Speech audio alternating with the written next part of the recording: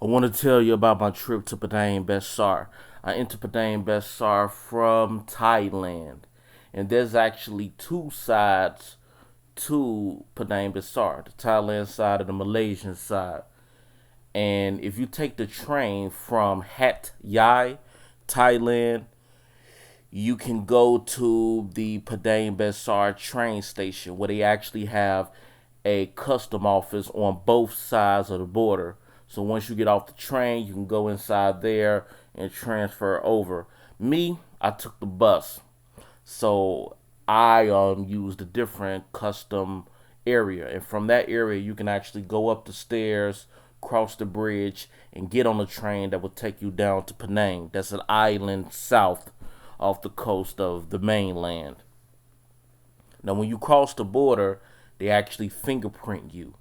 Went through the security area. I put my bag on a conveyor belt. There was nobody behind me at the time, and the Muslim lady, she had her head garb on, told me, she didn't tell me, but she gestured that I should open my bag so she could search it.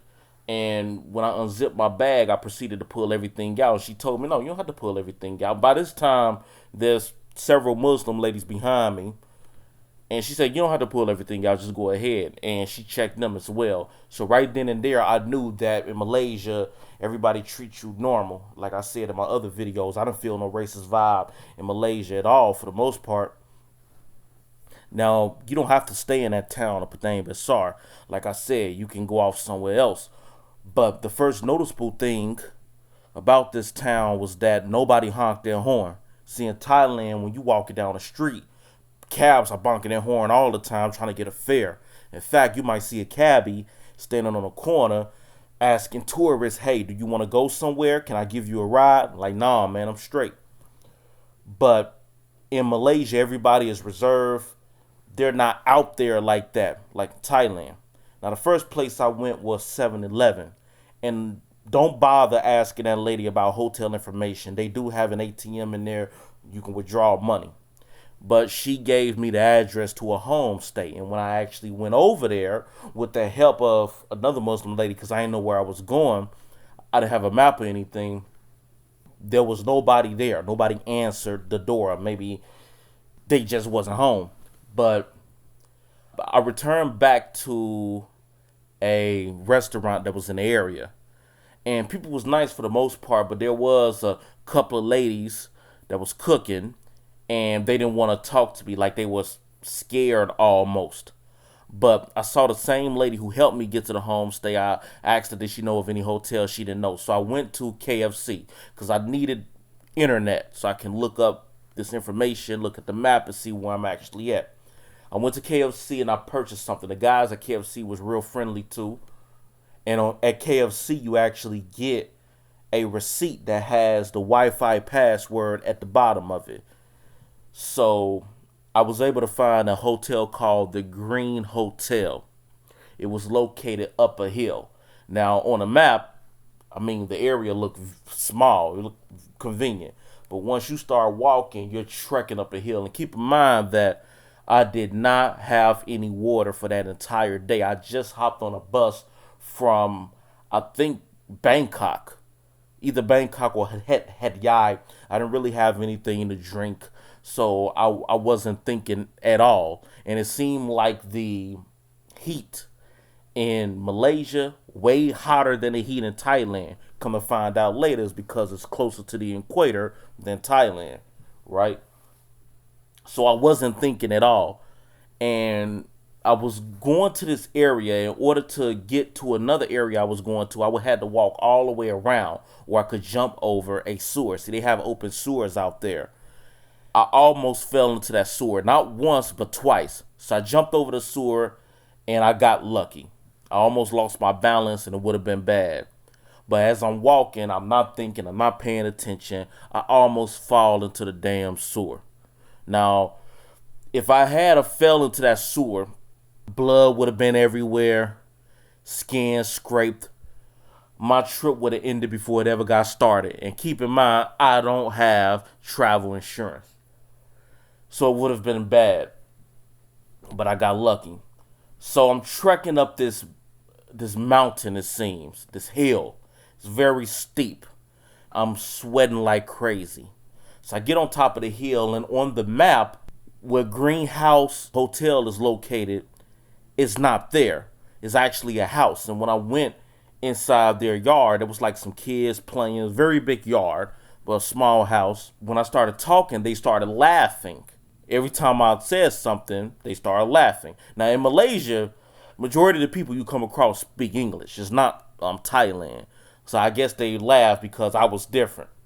But their parent came out. She was a Muslim lady, and I asked her about a hotel, and I think she either didn't know or she pointed me in the direction. So I went the direction that I only could go. I see a building that didn't have a logo that say Green Hotel, but it was lime green. So I kind of put two and two together, although my brain wasn't functioning to its full capacity. I went over there, and sure enough, it was the Green Hotel, and I paid for a couple of days. The maid was really nice. The guy who ran the place was really nice. And when I got there, he actually told me it was only like 4 months old. And I could tell because my room was very new, very clean, and pristine. Now, this is in the middle of the jungle. So when you're walking up the stairs, it looks beautiful. You can see trees for miles and miles. I mean, it's the jungle for real. And when it starts raining, it reminds you of the jungle. I mean, the rain is just plummeting on the asphalt, on the earth. You understand? You have chickens running all over the place, and they start making noise at 6 o'clock in the morning, waking you up very loud. You have bugs, insects having a party at like late at night, early in the morning, all night. You can hear all types of sounds, just monkeys, chickens, insects. I mean, it's basically the jungle. What's funny is that I was actually walking down the hill, going to one of the main supermarkets there that had all the stuff that that you need. I was approaching a family of ducks. Now, as I'm approaching, at first they're chilling, they're relaxing. Then they get alert as I come closer, and they start quacking louder, basically indicating there's an intruder encroaching onto our territory. As I get almost next to them, the male duck, the biggest one, he lunges at me. And I jump to the side off the asphalt onto the grass, and I walk on the grass instead. So that was an experience. I remember I was walking through an alley, right? Very small alley. And also in this town, there are small wooden, I don't know what they are, but they have them outside the house, and they're smoking. Like it's like they're paying homage to like their religion or their king or whoever. But yeah, they have these small wooden, what seem like bowls or cups. They're always like smoking basically. But I saw this guy who was driving a white pickup truck. He was blasting his music loud, but he had his windows all the way up. He was blasting what sounded like some type of Malaysian hip hop music. Had a very weird sound to it. The moment he saw me, he immediately put on his brakes. Skirt! Scared the mess out of me.